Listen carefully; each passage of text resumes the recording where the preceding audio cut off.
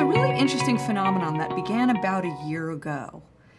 It started with Snapchat Stories.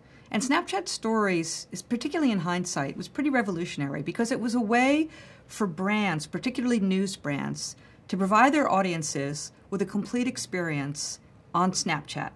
On Snapchat, you don't leave the site, you don't go back to the New York Times or the Guardian or CNN or whoever you are. You can experience their content on platform. Not too long after that, Facebook announced Instant Articles, which is a different product and a different experience, but results in the same thing. So Facebook's proposition to publishers is, if you just publish your full content on Facebook, we will share revenue with you and will give the user a much better, faster experience.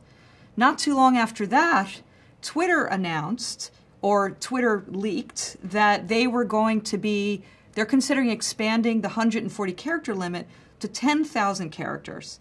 Now, in effect, what that means is the same thing as what Snapchat and Facebook are doing. What is this going to mean? I mean, think about the implications for this. On the one hand, it might be a better user experience. On the other hand, it's going to be much tougher for news brands to really differentiate and distinguish themselves when they're not controlling the visual experience or the mobile or web experience. In fact, what's already happening is some publishers don't even have their own sites. They're publishing just directly. They have a completely 100% distributed model. Oh, you look at other publishers, BuzzFeed, for example. Now, certainly BuzzFeed has its own native properties and a very successful set of apps and a website. But really, largely, their entire business approach is about a distributed model. And yes, you can come back to BuzzFeed to look at this story, but more and more you will consume the BuzzFeed experience off-platform. And that's just a big part of their value proposition and their business model. Distribution, engaging with consumers across all distributed platforms, has to be front and center of any plan that a marketer makes about how they want to communicate with their consumers, with their customers.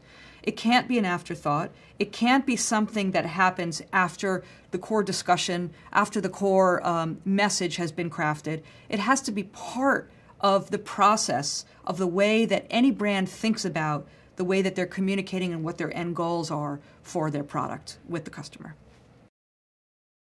So, maybe even 5 years ago, certainly 10 years ago, you would have maybe one or two people sort of off to the fringes, and that was the social media person, and they'd be paying attention. What are people saying on Facebook, or what are they saying on Twitter?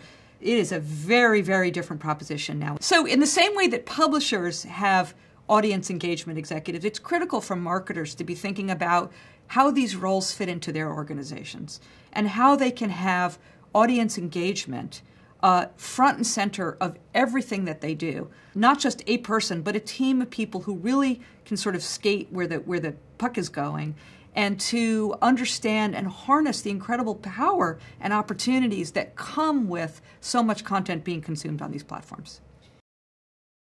There are more opportunities for people to find information, discover information, share information, engage with information than there ever has been really in many, many generations.